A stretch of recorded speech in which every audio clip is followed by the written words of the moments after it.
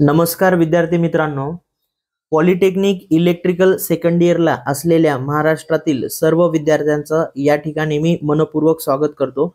विद्यार्थी मित्रांनो, तुमची थर्ड सेमिस्टरची एक्झाम झालेली आहे आणि फोर्थ सेमिस्टर तुमचा सुरू होणार आहे।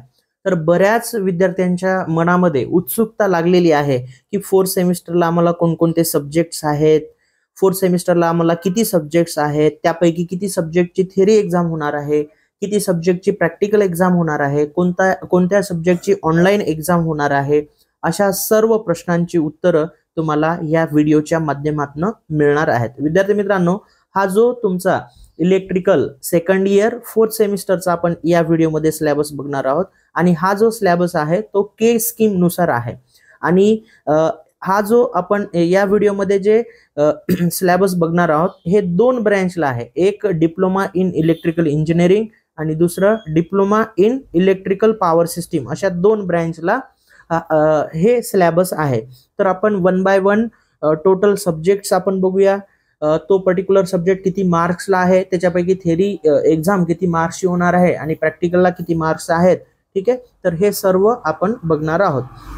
विद्यार्थी मित्रांनो, या व्हिडिओच्या डिस्क्रिप्शनमध्ये एक व्हॉट्सअप ग्रुप आणि टेलिग्राम ग्रुपची लिंक दिलेली आहे। त्या लिंकवर क्लिक करून तुम्ही ते दोन्ही ग्रुप जॉईन करून घ्या, म्हणजे याचे PDF पाहिजे असतील किंवा काही पॉलिटेक्निक रिलेटेड जे महत्त्वाचे अपडेट्स असतात, जे नोटिफिकेशन्स असतात, त्याच्या PDFs त्या ग्रुपमध्ये येतात, त्याच्यामुळे तो ग्रुप जॉईन करून घ्या।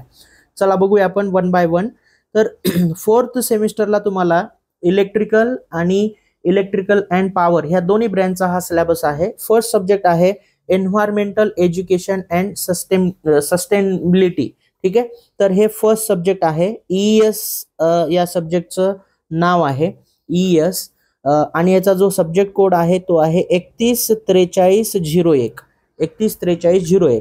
ठीक आहे, आता हे तुम्ही इथं आवर्स बघून घ्या। या ठिकाणी total IKS hours for same आहे। IKS म्हणजे काय, इंडियन नॉलेज सिस्टीम नुसार। त्यानंतर CL आवर्स आहेत, CL म्हणजे क्लासरूम लर्निंग। त्यानंतर TL म्हणजे ट्युटोरियल लर्निंग। त्यानंतर LL म्हणजे लॅब लर्निंग। त्यानंतर काही सब्जेक्टसाठी self learning activities, assignment and micro project हे असते। ठीक आहे, तर हे काही सब्जेक्टला असते, काही सब्जेक्टला नसते, तुम्ही बघून घ्या।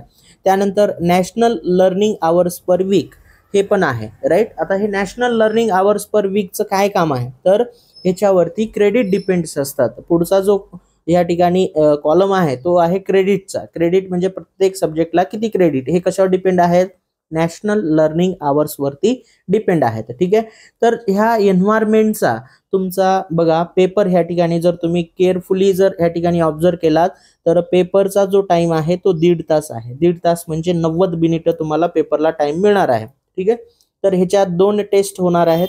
त्या 2 टेस्टचा ॲव्हरेज काढून तुम्हाला 30 पैकी मार्क मिळतील आणि 70 मार्कचा पेपर होणार आहे। पण 70 मार्कचा पेपर कसा होणार आहे, स्टार आणि हॅश आहे। स्टार आणि हॅश आहे म्हणजे बोर्डाची ऑनलाईन एक्झाम होणार आहे, राईट। MSBT बोर्ड जो आहे तो ऑनलाईन एक्झाम कंडक्ट करतो। तुम्हाला आठवत असेल जसं बेसिक सायन्सचा पेपर झालेला आहे ऑनलाईन बोर्डाचा, जसं अप्लाइड सायन्सचा तुमचा पेपर झालेला आहे ऑनलाईन बोर्डाचा, तसंच तुम्हाला या एन्व्हायरमेंटलचा पेपर होणार आहे। ठीक आहे, तर ह्या 30 आणि 70 पैकी पास होण्यासाठी तुम्हाला 40 मार्क कमीत कमी घ्यावं लागतील।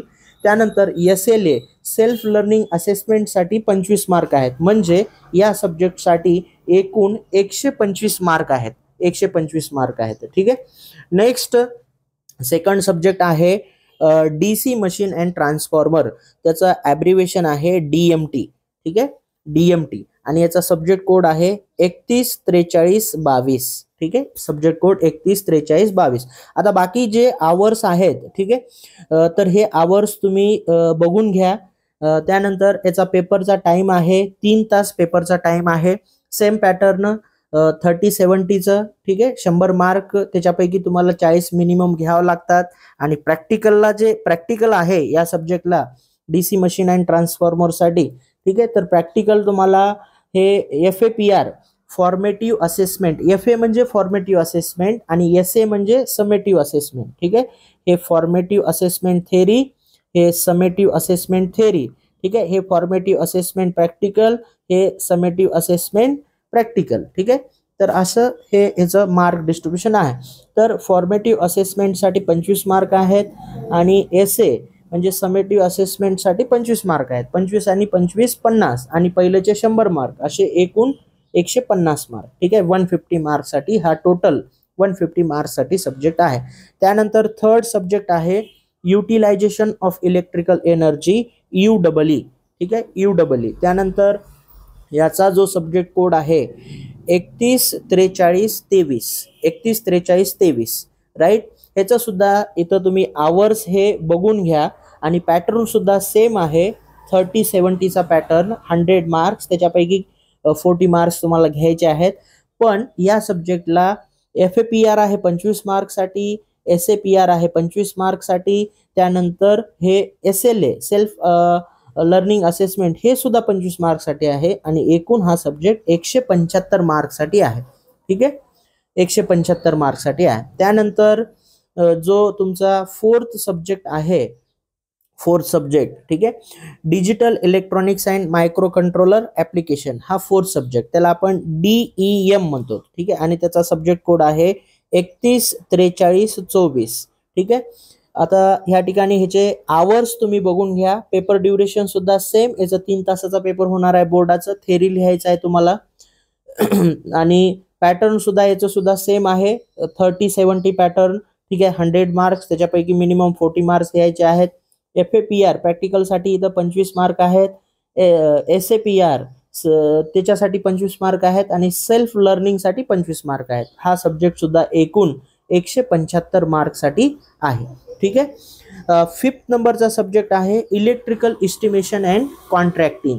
त्याचा जो शॉर्ट फॉर्म आहे तो शॉर्ट फॉर्म आहे EEC आणि सब्जेक्ट कोड आहे 314325. ठीक आहे, 314325 आणि इथं तुम्हाला याचे आवर्स दिलेले आहेत. याचा सुद्धा पेपर 3 तासाचाच होणार आहे. याचं सुद्धा सेम पॅटर्न आहे, 30-70चं पॅटर्न आहे राईट. 100 मार्क्स होतात, त्याच्यापैकी मिनिमम तुम्हाला 40 मार्क्स घ्यायचे आहेत. या सब्जेक्टला सुद्धा FAPR 25 मार्क्ससाठी आहे, त्यानंतर SAPR 25 मार्क्ससाठी आहे, SLA सुद्धा 25 मार्क्ससाठी आहे. एकूण हा सब्जेक्ट 175 मार्क्ससाठी आहे राईट. त्यानंतर तुमचा जो लास्ट सब्जेक्ट आहे 6 नंबरचा computer aided drawing and simulation, त्यालाच आपण CDS म्हणतो. ठीक आहे, कम्प्युटरवरती तुम्हाला पहिल्याच्या स्कीममध्ये स्कीममध्ये ICAD नावाचा सब्जेक्ट होता, पण ते रिप्लेस करून नाव पण चेंज केलेलं आहे आणि इथं तुम्हाला computer aided drawing and simulation. ठीक आहे, म्हणजे ह्याच्यामध्ये तुम्हाला आपल्या इलेक्ट्रिकल रिलेटेड जे सर्किट डायग्राम्स असतात त्या सर्किट डायग्राम्स इथं ड्रॉ करायचे आहेत. ठीक आहे, सिम्युलेशन म्हणजे त्याचं आउटपुट, त्याला इनपुट देऊन त्या सर्किट डायग्रामला त्याचं आउटपुट येते का नाही ते पण चेक करायचं आहे. ठीक आहे, हा प्युअर प्रॅक्टिकल सब्जेक्ट आहे, याला कुठलीच एक्झाम नाही. हे आवर्स तुम्ही ह्या ठिकाणी बघा, कुठलीच एक्झाम नाही थेरॉटिकल बोर्डाची MSBTची, फक्त ह्याला प्रॅक्टिकल आहे. FAPR 25 मार्क्ससाठी आहे, त्यानंतर SAPR 25 मार्क्ससाठी आहे. एकूण हा सब्जेक्ट 50 मार्क्ससाठी आहे राईट. बघा विद्यार्थी मित्रांनो, जे इलेक्ट्रिकल ब्रँच आहे सेकंड इयर 4th सेमिस्टर किंवा electrical and power system branch आहे सेकंड इयर 4th सेमिस्टर, ह्या दोघांसाठी हा कॉमन सब्जेक्ट आहे राईट. दोघांसाठी हा कॉमन सिलेबस आहे. तर तुम्हाला एकूण सब्जेक्ट जे आहेत ते 6 सब्जेक्ट आहेत. इथं जर तुम्ही बघितलं तर या 6 पैकी, ठीक आहे, या 6 सब्जेक्ट पैकी 5 सब्जेक्टची तुमची बोर्डाची एक्झाम होणार आहे आणि त्या 5 पैकी जो एन्व्हायरमेंट आहे पहिला सब्जेक्ट, याची ऑनलाईन परीक्षा होणार आहे. बाकी 4 सब्जेक्टची थेरी लिहायचं आहे तुम्हाला. 70 मार्कचे पेपर्स होणार आहेत तुमचे बोर्डाचे. ठीक आहे, आणि फक्त एकच सब्जेक्ट प्रॅक्टिकल आहे. ठीक आहे, तर एकूण हा जो सेमिस्टर आहे तुम्हाला इथे जर बघितलात तुम्ही तर 850 मार्क्ससाठी आहे राईट. 850 मार्क्ससाठी आहे. तर ह्याच्यापैकी तुम्हाला बघा ह्या ठिकाणी तुम्हाला जर हे 850 पैकी मॅक्सिमम स्कोर करायचा असेल तर तुम्ही स्टार्ट कुठून करायला पाहिजे, या टेस्ट पासून, जे काही तुमचे क्लास टेस्ट 1 आणि क्लास टेस्ट 2 30-30 मार्काचे होतात. इथं जर तुम्ही 30-30 मार्क घेतलात दोन्ही टेस्टमध्ये म्हणजे तुमचा पूर्ण सिलेबसचा अभ्यास झालेला आहे असं कन्सिडर होते. म्हणजे हे 70 पैकी सुद्धा 70 मिळण्याचे मॅक्झिमम चान्सेस असतात. म्हणजे 30 मार्काचा अभ्यास केलात म्हणजे सगळ्या सिलेबसचा तुम्ही अभ्यास करणार आहात, म्हणजे 70 मार्कचा पेपर होणार आहे. ठीक आहे, ते पेपर त्याच सिलेबसवरती होणार आहे, त्याच्यामुळे तुम्हाला इथं 70 पैकी 70 पडू शकतात, म्हणजे मॅक्झिमम स्कोर होऊ शकते. आणि इथं जर तुम्ही घेतलात तर जे काही पर्टिक्युलर सब्जेक्ट टीचर्स असतात ते प्रॅक्टिकलला सुद्धा तुम्हाला चांगले मार्क्स देतात. जर तुम्ही टेस्टमध्येच कमी मार्क घेतलात तर तुम्हाला प्रॅक्टिकलला सुद्धा कमी मार्क देतात आणि त्याच्यामुळे तुमचं पर्सेंटेज कमी येऊ शकते. त्यामुळं तुम्हाला जर 850 पैकी मॅक्झिमम स्कोर करायचा असेल, 95%, 97%, 92%, 90% असे मार्क घ्यायचे असतील तर तुम्हाला या टेस्टमध्ये आउट ऑफ मार्क घ्यावं लागतील. तर हा होता पूर्ण जो सिलेबस आहे 4th सेमिस्टरचा. तर त्याच्या व्यतिरिक्त इथं काही ॲब्रिव्हिएशन्स दिलेले आहेत, हे ॲब्रिव्हिएशन्स तुम्ही वाचून घ्या. जसं की मी सुरुवातीलाच तुम्हाला ह्याचे सगळे फुल फॉर्म्स सांगितलेले आहेत. ठीक आहे, याच्या व्यतिरिक्त तुम्हाला ह्याच्यामध्ये कुठं काही डाऊट्स असेल, ठीक आहे, काही समजलं नसेल, काही कशामध्ये प्रॉब्लेम्स तुम्हाला आला असेल तर नक्की त्याचं कमेंट बॉक्समध्ये कमेंट करा, म्हणजे त्या कमेंटला मी नक्की रिप्लाय करेल. विद्यार्थी मित्रांनो, काही फुल फॉर्म्स आहेत ते बघूया, बऱ्याच विद्यार्थ्यांना कन्फ्युजन होते.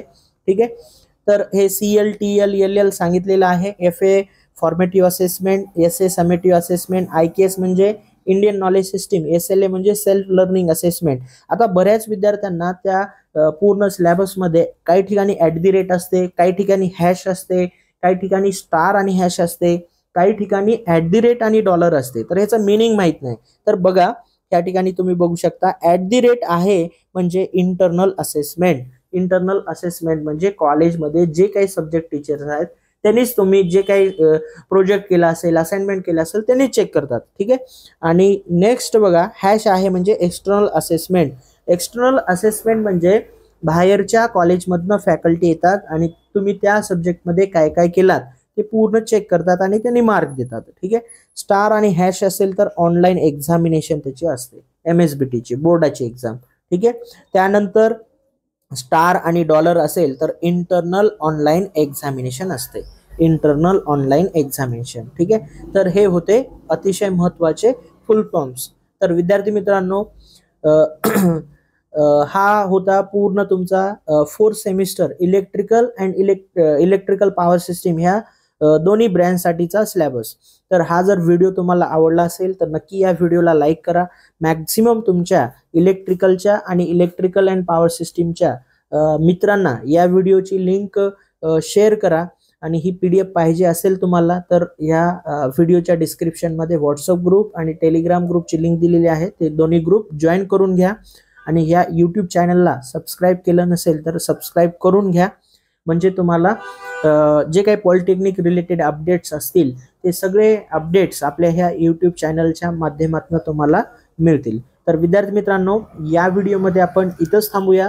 पुन्हा भेटूया नेक्स्ट व्हिडिओमध्ये. जय हिंद, जय महाराष्ट्र.